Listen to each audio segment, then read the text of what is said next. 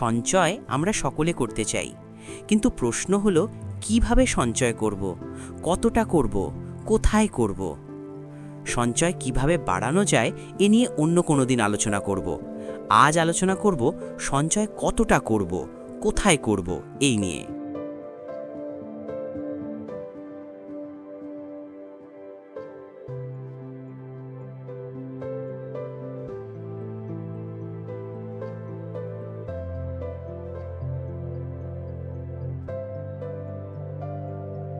প্রথম প্রশ্ন হল, সঞ্চয় কতটা করব।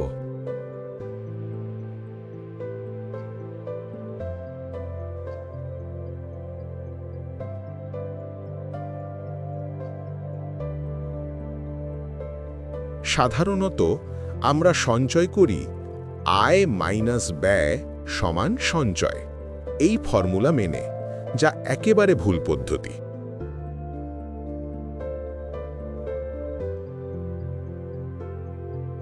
অর্থনীতিবিদেরা বলেন সঞ্চয়ের সঠিক ফর্মুলা হল আয় মাইনাস সঞ্চয় সমান ব্যয়, এবং শতাংশ হিসেবে হওয়া উচিত 100% মাইনাস 30% সমান 70%।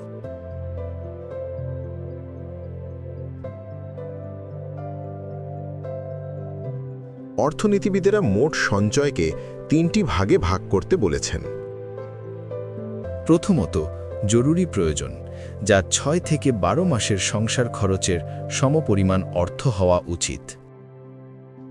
দ্বিতীয়ত, স্বল্প মেয়াদী প্রয়োজন, যা 1 থেকে 3 বছরের মধ্যে সম্ভাব্য আবশ্যক খরচের সমপরিমাণ অর্থ হওয়া উচিত।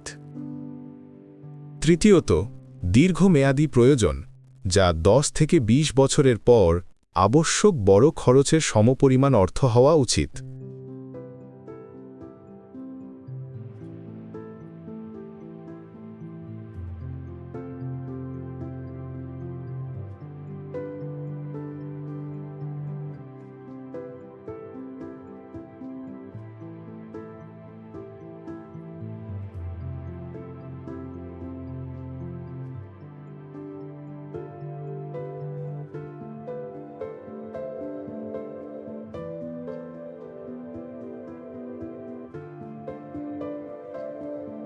প্রথমে জরুরি প্রয়োজন, ধরা যাক কারোর মাসিক সংসার খরচ 35,000 টাকা, তবে তার 35,000 গুণিতক 6 মাস মানে 2,10,000 টাকা জমা রাখা উচিত।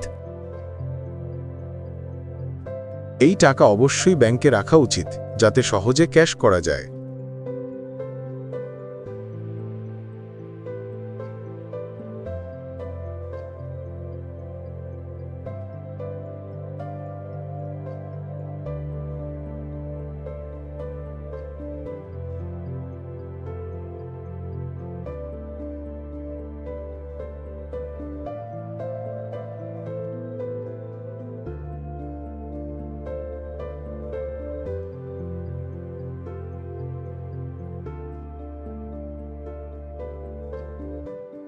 এক থেকে 3 বছর পর সম্ভাব্য খরচকে স্বল্পমেয়াদী প্রয়োজন হিসাবে ধরা যেতে পারে, যেমন বাবা মায়ের বার্ধক্য অবস্থায় খরচ, পারিবারিক অসুস্থতাজনিত খরচ, সন্তানের শিক্ষা খরচ, বাড়ি মেরামত, পূজা ও অনুষ্ঠান খরচ ইত্যাদি, প্রায় 2 থেকে 5 লাখ টাকা।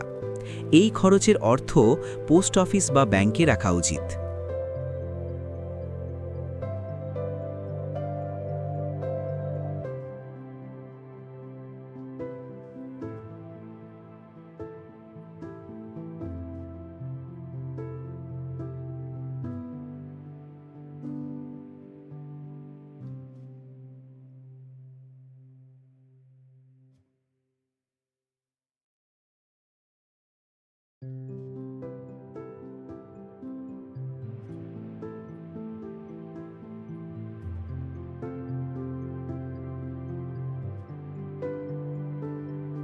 দশ থেকে 20 বছর পর সম্ভাব্য খরচকে দীর্ঘমেয়াদী খরচ বলা যেতে পারে, যেমন নিজের অবসর পরিকল্পনা, সন্তানের উচ্চশিক্ষা বা বিবাহ, জমি জমা ক্রয় বা বাড়ি বানানো, সেবা প্রতিষ্ঠান প্রতিষ্ঠা ইত্যাদি। এই খরচের অর্থ LIC, mutual fund, stock, bond, gold ও জমি বা রিয়েল এস্টেটে বিনিয়োগ করা উচিত।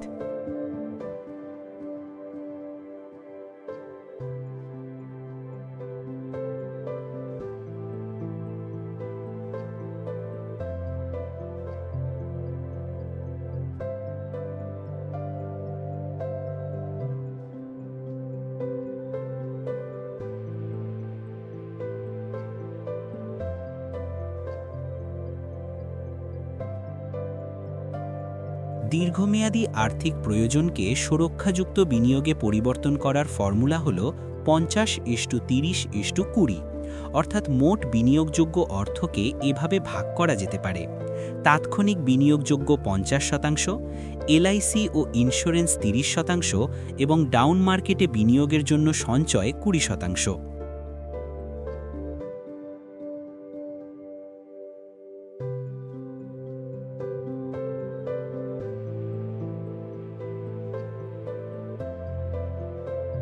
পুরো বিষয়টি বুঝিয়ে বলি।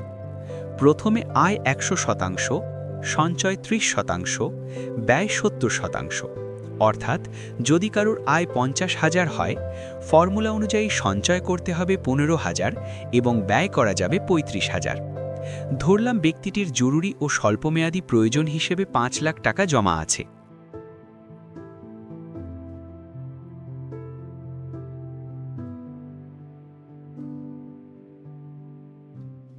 এখন ব্যক্তিটি সঞ্চয়ের 15,000 টাকা 50:30:20 ফর্মুলাতে জমাতে পারে। যেমন 7,500 টাকা মিউচুয়াল ফান্ড, স্টক, গোল্ড ইত্যাদিতে বিনিয়োগ করতে পারে, 4,500 টাকা এলআইসি ও ইন্স্যুরেন্সে রাখতে হবে এবং 3,000 টাকা ব্যাংকে রাখতে হবে ডাউন মার্কেটে বিনিয়োগের জন্য।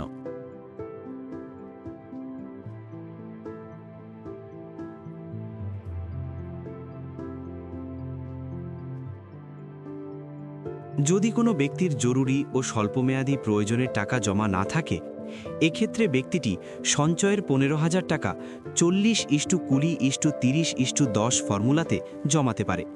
যেমন 6,000 টাকা ব্যাংকে জমাতে হবে জরুরি প্রয়োজনের জন্য, 3,000 টাকা মিউচুয়াল ফান্ড, স্টক, গোল্ড ইত্যাদিতে বিনিয়োগ করতে পারে, 4,500 টাকা এলআইসি ও ইন্স্যুরেন্সে রাখতে হবে এবং 1,500 টাকা ব্যাংকে রাখতে হবে ডাউন মার্কেটে বিনিয়োগের জন্য।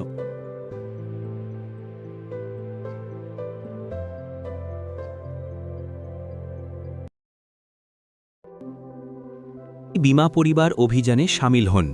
ভিডিওর ডেসক্রিপশনে দেওয়া লিঙ্কে ক্লিক করে পারিবারিক সার্ভে সম্পূর্ণ করুন। তবে অবশ্যই একজন দক্ষ বীমা ও আর্থিক উপদেষ্টার সহায়তায় আর্থিক পরিকল্পনা করুন। আপনার একটি দ্রুত সঠিক সিদ্ধান্ত আপনার জীবনকে আরও সুরক্ষিত করতে ও উজ্জ্বলে ভরিয়ে তুলতে পারে। ধন্যবাদ। ডেসক্রিপশনে দেওয়া নম্বরে হোয়াটসঅ্যাপ করুন বা বীমা পরিবার সার্ভে লিঙ্কে গিয়ে সার্ভে সম্পন্ন করুন।